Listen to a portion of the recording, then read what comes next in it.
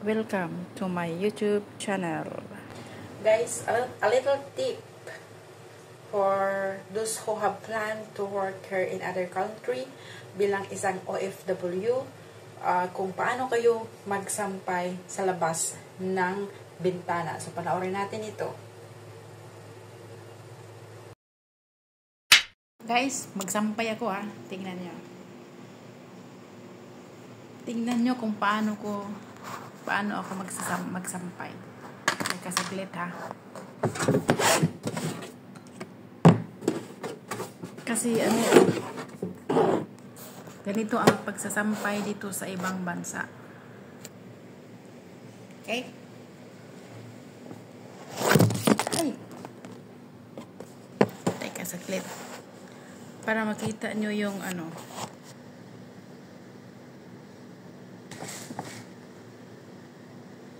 saan kaya yung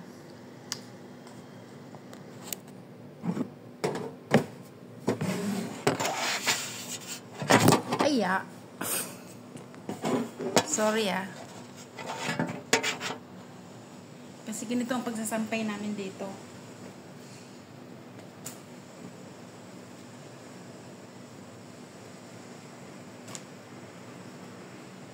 Ayan.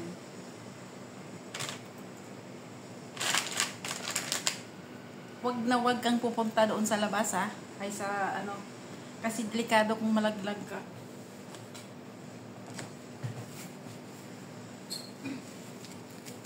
Aray ko.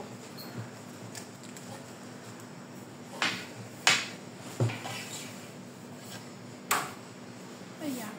So ito guys, gamit ka ng ganitong pangsampay. Tapos ayan. Pusukin mo. Ayan. Kailangan ko magmadali kasi pupunta pa ako sa isang trabaho. Ayan. Para hindi yung pag naghangin siya, kailangan mong itupik ng ganito. Para ang tigas nito Palitan ko hangin na yan. I-ano mo siya. Sakit ng ilong ko. Paliitin nyo siya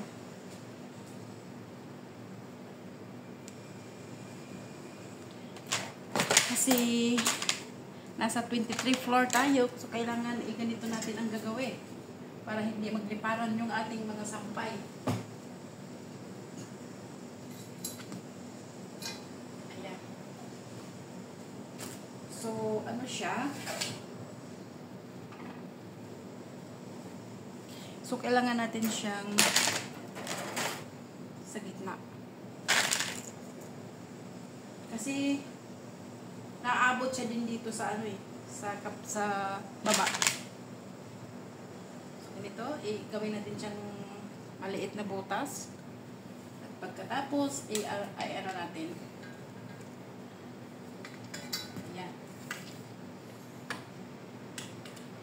Kailangan kong magmadali. 3 o'clock na. Ayan.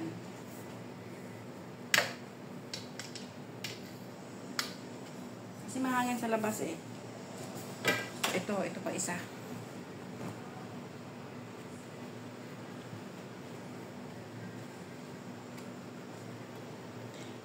Ganito siya iliitin para hindi, kahit anong gawin ng hangin na hindi siya maitangay, hindi siya matangay ng hangin kasi nga maliit na yung niya, nakaklam siya.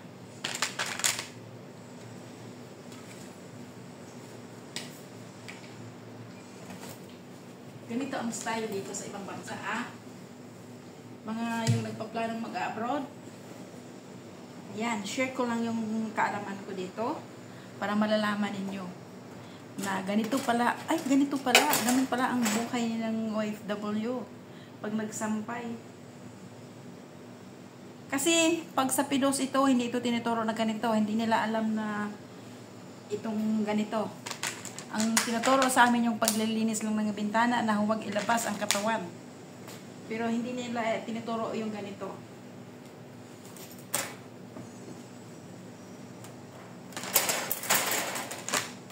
Kasi kung minsan yung mga amo walang alam. Okay? So, kailangan isipin mo yung yung sarili mo. Kasi marami nang nadidisgrasya na ganito na yung nahuhulog. Pero ito naman, meron siyang naka-ano nga yan nakasusi, nakapadlock yan kasi syempre, delikado. Ayan. Ayan, kita nyo na. Ayan, kahit anong gawin ng hangin, hindi siya ilipad. Kasi nagsampay ako guys ng nakaklip na yun siya,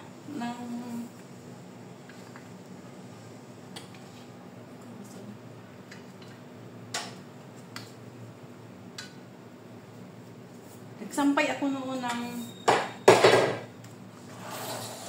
ayan. So nakalock siya para hindi mahirap ay iwas disgrasya. Okay, hindi ko na siya ilock. Kulang yata yung hanger ko eh.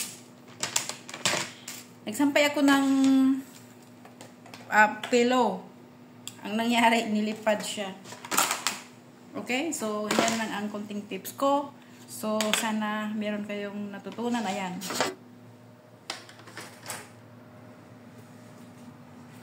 Ayan siya. Andoon. So, ganon ang style ng pagsasampay. Yan, share ko yan sa inyo para alam nyo na kung mag-upload kayo dito, lalo na sa Hong Kong, yung mga matataas na building. Ayun, ganun ang ginagawa namin dito, pati dito sa Macau. Sa Saudi Arabia naman, wala ito. Kasi yung mga bahay doon ay yung lalaki at saka hindi mataas hanggang 4th floor lang. So, meron silang mga sariling sampayan kasi ex-Saudi din ako. So, mabuhay. Bye! Hello! Like and subscribe for more videos. Thank you so much.